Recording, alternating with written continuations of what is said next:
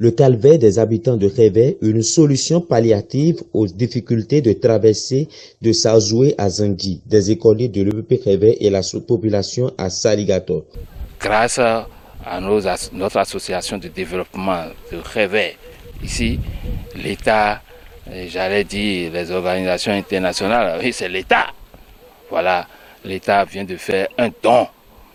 à notre endroit pour faciliter le transport des écoliers vers l'école qui se trouve derrière la rive, parce que c'est difficile, c'est pénible, surtout en période de crue.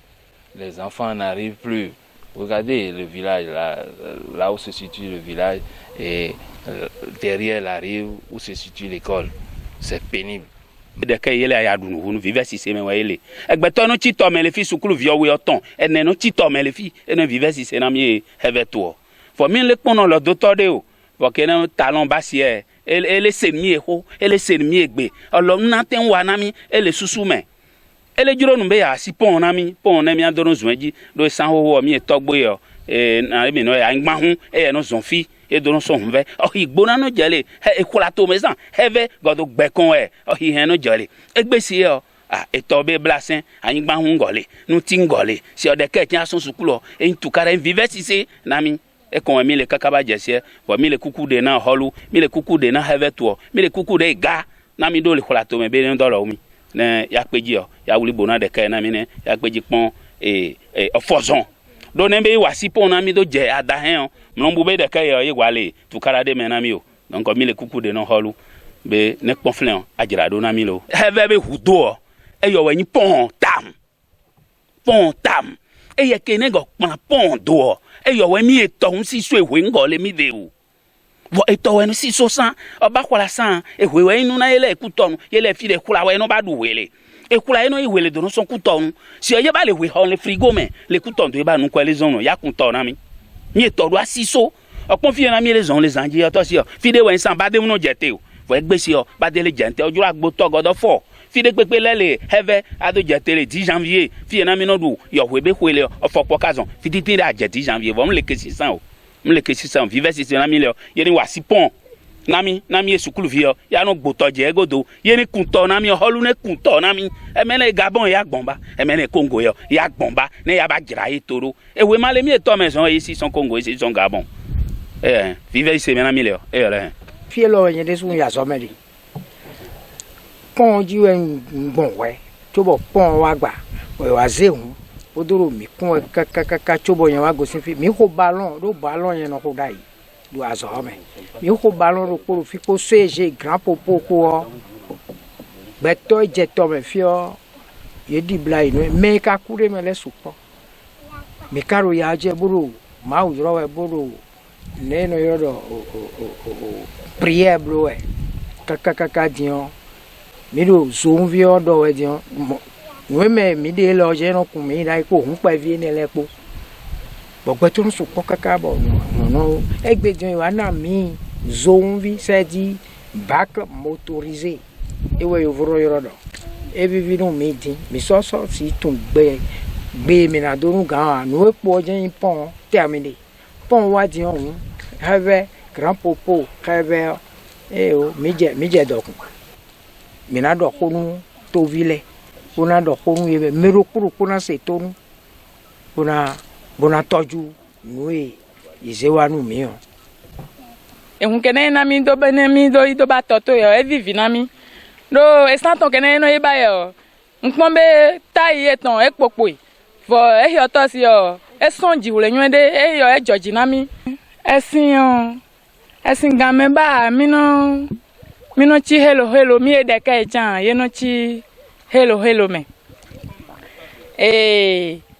ẹ̀sìn ọ̀gá fidele na mi on ẹ̀sìn no le yin di hunu pa kesin mi peji no zuma me tete college vie cha mi no yo ye directeur ro han be ye ne ba ne ya ba pon kenesin le yin do ne ye chan e ba ye no do lo te na sukulu vie be ne no ti e pon ga me mi ndu aya le kamena e pon do le mi ndu aya o voici kene pon do gba si e pon ntete changer mi bole kan be mi ado e pon na mi e pon ele vive de na mi et point nous vivons de quel c'est un si on soit y'en peut dire non zondo et on met avec casse sous coulo bientôt mi pon et là to et si on boba et nous plan de quel ouais vie de nos son pour pra va bientôt mi pon aller vivre les on se aider et nous vivons bah ouais on se y a quoi lingua de holo bo bientôt mi pon énergie ba ba no go donc nous n'ami les bien nous mi bewe nami un ponyado ça dit y a dans son soukulu ne sin soit mais no kuchi tame son mais les campagnes sont soukulu y a do ça y a son con. C'est dans une ambiance conviviale que s'est déroulée la cérémonie de remise officielle de dons de bacs motorisés et un lot de gilets de sauvetage à l'Association pour le développement de Révé-Massous dans la commune de Grand Popo par le représentant du ministre des Affaires étrangères, Oscar Metenhoué, ce vendredi 7 avril 2023. C'est ensemble que nous devons rester pour construire le pays.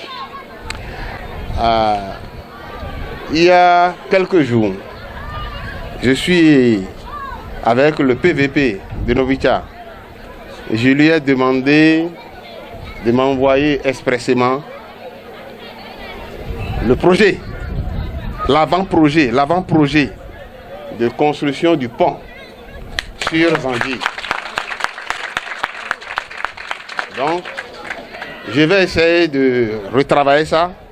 de mettre ça sous un format et je vais dire au ministre. Et ça va venir également par le biais de Novicha, le président fédéral. Et je ferai le nécessaire, soit avec nos amis chinois ou le Japon, parce que ce n'est pas une grande distance. J'espère, et avec un peu de prière, que ce sera fait avant la fin du quinquennat. Cette cérémonie a été marquée par la présence effective des autorités à divers niveaux, de la population et du roi de la localité. Suivez le coordonnateur de l'Association pour le développement de Révé-Massous. Le 14 décembre 1995, la barque servant à transporter les écoliers et autres passagers des rives Zandi-Saligato sur le fleuve Sazoué dans le village de Révé a chaviré, causant la disparition de 4 écoliers. C'est ainsi que Révé-Massous a pris son bâton de pèlerin à la recherche de partenaires techniques et financiers jusqu'à ce que le projet ait allé dans les oreilles du ministre des Affaires étrangères et de la coopération. En touchant le PNUD a identifié un bénéficiaire unique, l'association Novicha, chez qui Révé-Massous reçoit aujourd'hui 7 bacs motorisés équipés de gilets de sauvetage. Ils ont vu, ils doivent maintenant Révé toi. Ils ont vu que machine no courant et il a mis bien PNUD. Ils ont fait des toteton. Et do edo àwọn hina ko lopo do Benin ina ya be PNUD Benin e ya mi son kuku hona e hun lopo mi kan bia vo e ba bio kaka e ba na kaka mi son bia ne have bode susu otontaten kengwa e lopo na ile kanu e ba je ne na mi bi yo ne nkesi e lo have ake mi ba na tanti owu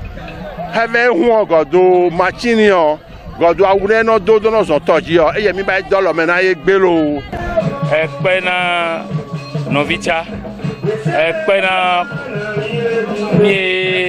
Association de développement Révé-Massous, Ekpetona Miebe gouvernement,